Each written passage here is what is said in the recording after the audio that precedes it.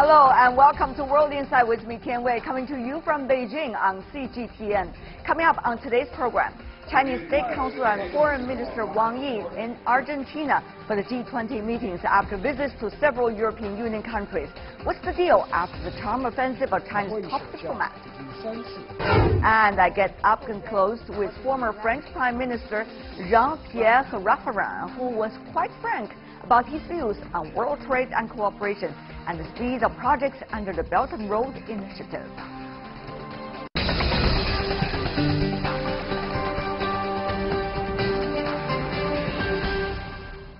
You're watching World Insight with me, Tian Wei. We begin today's program in Buenos Aires, where Chinese State Councilor and Foreign Minister Wang Yi will attend this year's G20 meetings.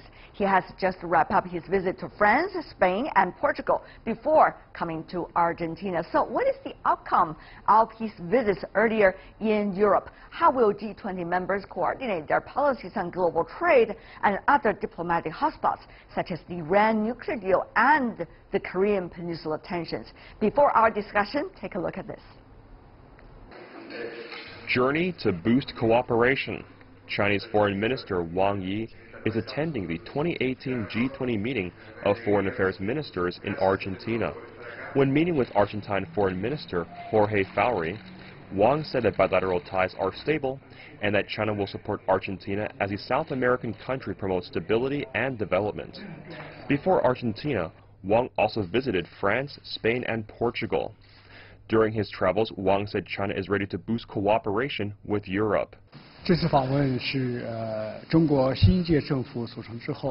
visit is the first one by a foreign affairs minister after the swearing-in of the new Chinese government, and we are in the context of the 15th anniversary of the establishment of the Strategic Cooperation Agreement between China and the European Union. So we would like to send a very clear signal that we intend to strengthen our cooperation strategy and partnership within the context of global cooperation. China's foreign minister says he's reached important agreements with the leaders of the three countries. He added more and more European countries are supporting China's Belt and Road Initiative, and that China and the EU are working together to defend the global free trade system based on the rules of the World Trade Organization. Wang will now attend the G20 Ministerial meeting and will meet with Argentine President Macri. The trip signals Beijing's willingness to maintain sound and stable international relations.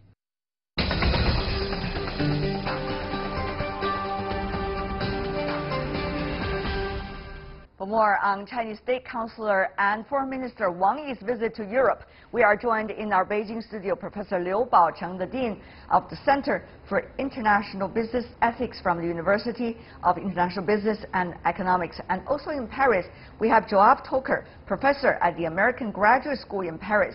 In London, we invited Ian Begg, a Professorial Research Fellow at the European Institute of London School of Economics and also Associate Fellow at the Chatham House. Gentlemen, welcome to our program. I want to start with you, Mr. Toker. Obviously, for Chinese Foreign Minister and State Councilor's trip to Europe, there are several things that are on people's hands. First of all, it is the Iran nuclear deal. How much do you think this kind of exchange will be able to shore up the belief both sides could have about the deal's future? To some significant extent. As a matter of fact, we're just at the beginning of this new chapter, which had been signaled out by President Trump's announcement 10 days ago.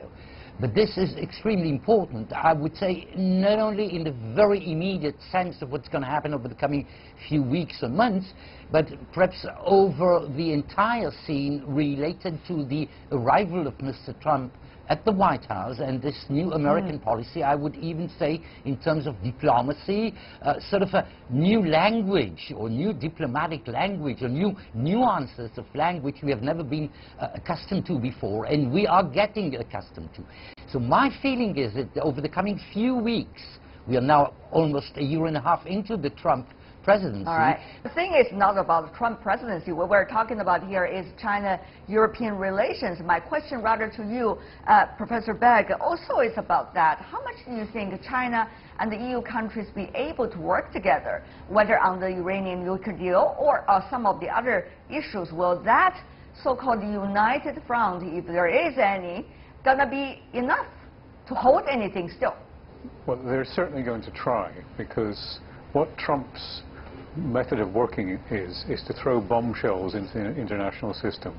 He's done it with Korea, he's done it with tariff suggestions, now he's done it with the Iran deal.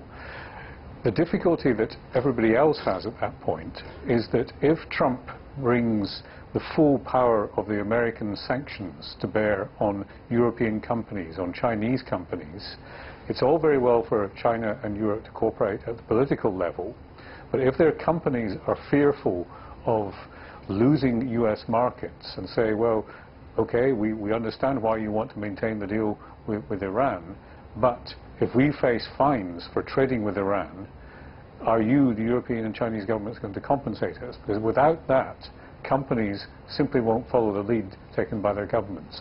And that puts the governments themselves in a very difficult position, because they then have to choose between pursuing the deal they want, which they think makes sense, which is good for world peace, and the very difficult obstacle of a rather maverick inhabitant of the White House who thinks otherwise. Well, Professor Liu, we have already heard that Angela Merkel is to visit China the week. But at the same time, she earlier said it is impossible to compensate the big corporations, multilaterals, as a result of the sanctions coming from the U.S. side toward any company dealing with Iran, maybe small and medium-sized companies. So with that in mind, do you think this is still possible that China and the EU countries, together with other signatories of the Iran nuclear deal, be able to hold that deal? Well, I think it's really a matter of whether it's a strategy or expediency, because when we are facing a common challenge, normally we get united, but after that we get more relaxed in action, although we talk a lot of good rhetorics in the world. So for the Iranian issue, I think this is pose immediate threat to Europe. So that's something very different to what is really there for the United States. And also Iran is situated between Europe and the Asia. So therefore there is really a common interest that target over there. And plus that ideologically both Europe and China are really defending for the world peace and the multilateralism.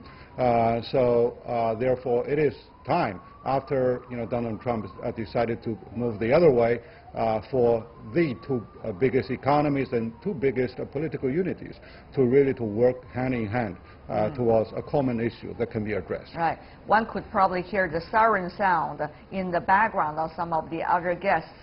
I hope it is a warning that we are running out of time when it comes to the right things to do. But having said that, though, the right thing, what exactly is the right thing, Mr. Begg?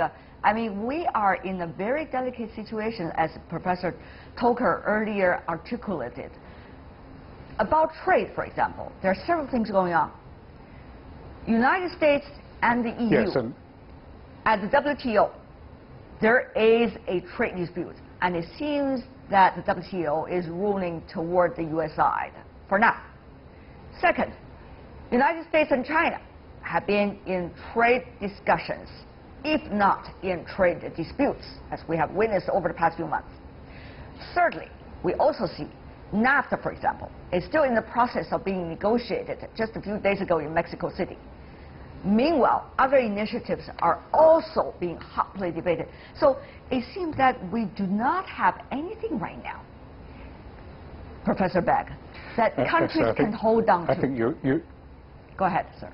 I think you're correct, and the big challenge coming up, particularly for the Europeans, is that the period of grace during which Trump said he would not impose tariffs on aluminium and steel against European companies is very soon coming to an end. And if they start to become difficult about something like Iran, or if the Europeans keep insisting on preserving the Iranian deal, Trump is going to say, well, What about my commitment to NATO? There are all these implicit threats in the background that Trump can use, the Americans can use. Now, I think the saving grace in all of this is that we know that Trump, on the one hand, makes promises and keeps them, but also changes his mind quite quickly. So it's just possible that what we'll see is, if you prolong the negotiations with Iran, keep Iran from doing something rash like restarting its centrifuges, then there's the possibility for dealing with some of these other things on a slow pace. Right. And maybe banking on the fact that 1.5 years into the Trump presidency means only 2.5 years to go. But, Professor Tolker, here's the thing. Are China, the EU countries, and some of the others, are going to be forever reactive to whatever Washington is doing? Or it is likely, from now on, to a certain extent, proactive about finding some solutions to the existing deadlocks and challenges, Professor Tolker? Some argue you cannot rely on the United States anymore. Some argue, well, it is still the biggest power in the world. You have to look at it, what it's doing. Well, this is really a long-haul, long-range question.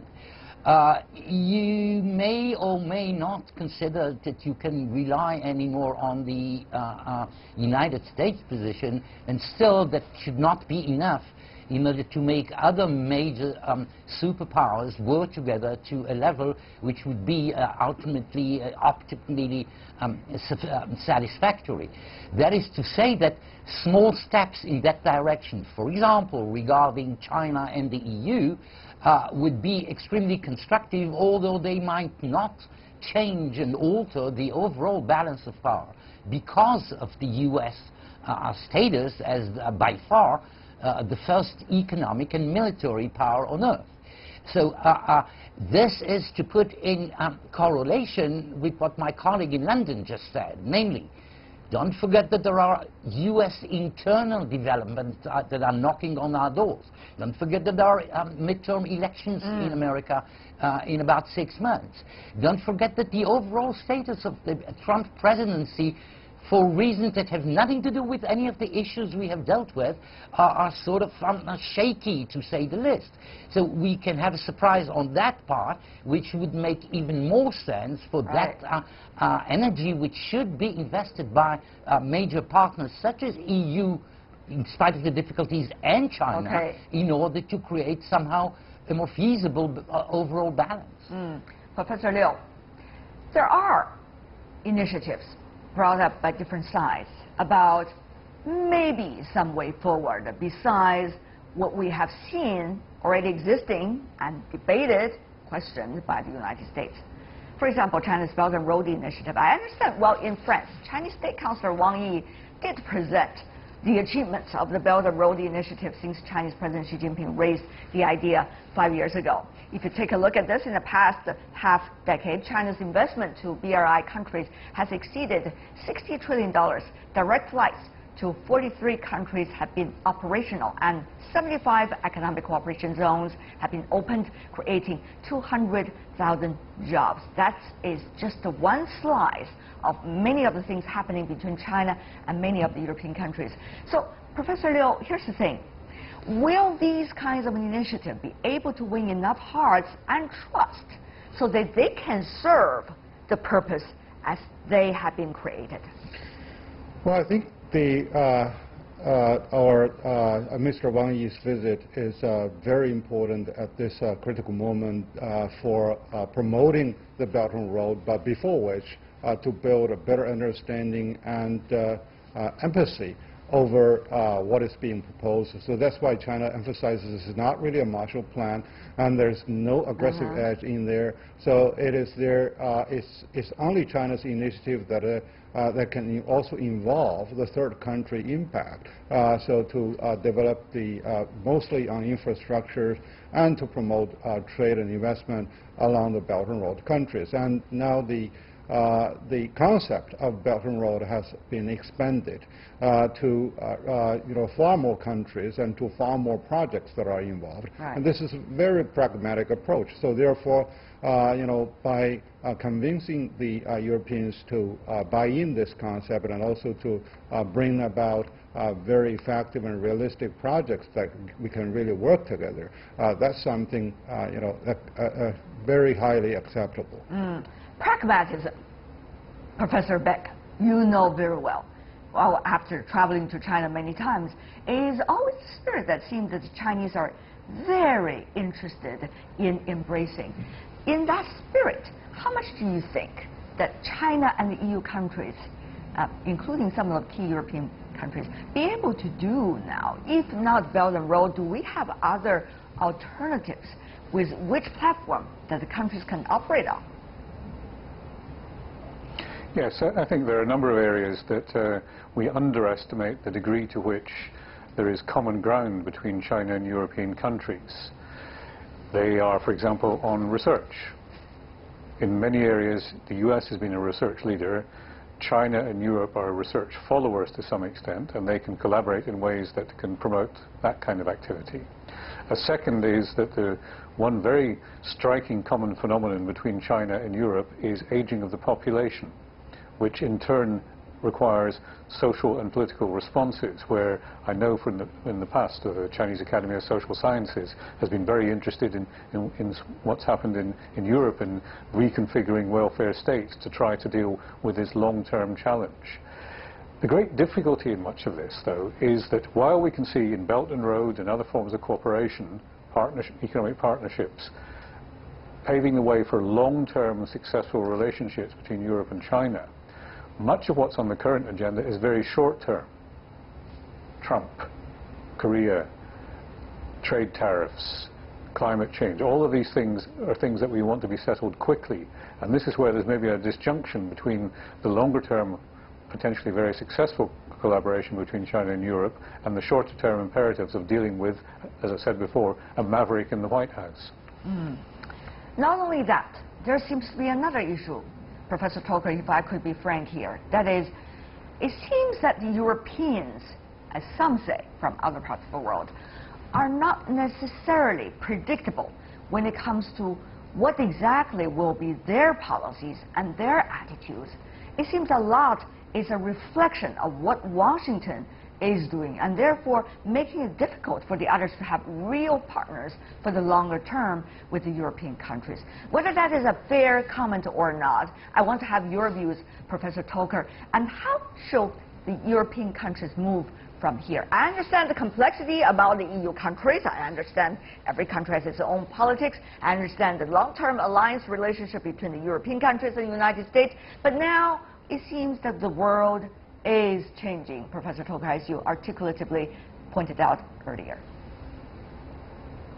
Well, unfortunately, I think that on the overall scale, your commentary, your judgment is rather true, is rather exact. This is one of the major obstacles right now, and it isn't new. It has been the case for at least one generation, but there were some hopes over the last 2 years, roughly, regarding the capacity of European members of the European Union, different European nations, big ones and small ones, to do some extra effort in order to increase the overall cohesion of the European Union. This has a lot of meaning in terms of European internal affairs, but it has a lot of meaning in terms of the other topics we have discussed up to now. For example, the capacity to create something constructive on the European-Chinese overall policies on the short and on the long run. For example, climate change, which has been mentioned, is an excellent combination of both short, medium and long-range sphere of action in which both the Chinese and the Europeans, even without a lot of cohesion, institutional cohesion amongst them, can go forward regardless, to some extent, to what might be the decisions and the fallouts coming from Washington. But Professor Liu, you know, action speaks even stronger than words. And actions, there has to be efficiency about thinking about how to have ideas and what ideas, how to implement those ideas, Professor Liu. Well, that's very important because that's why I think China adopted the pragmatic approach that, okay, before we really build full consensus over a number of issues, let's start with specific projects, like the nuclear project working in London and also many other projects along the Belt and Road. So this is really, showing a very new example. And plus, that particularly along the Belt and Road, because the Europeans had an old tradition with many of those Belt Road countries, and now China is really presenting a new picture. Well, China, by some is accused of the neon-colonization, but over the past few years, the fact that we noticed that the development of infrastructure, the variety of goods provided by Chinese people in those localities really prove that this is really action that is really beat rhetorics. Efficiency, efficiency, and efficiency. Professor Beck? Well, yes. I think the difficulty we have is that if you go out in the street here next to me and say, what do you know about China's Belt and Road policy? You'll be met with a blank stare. And many British, European, and other politicians will be saying to themselves, well, yes, there is something we know about, it's a big infrastructure project, but it doesn't really influence our way of thinking about how to deal with China.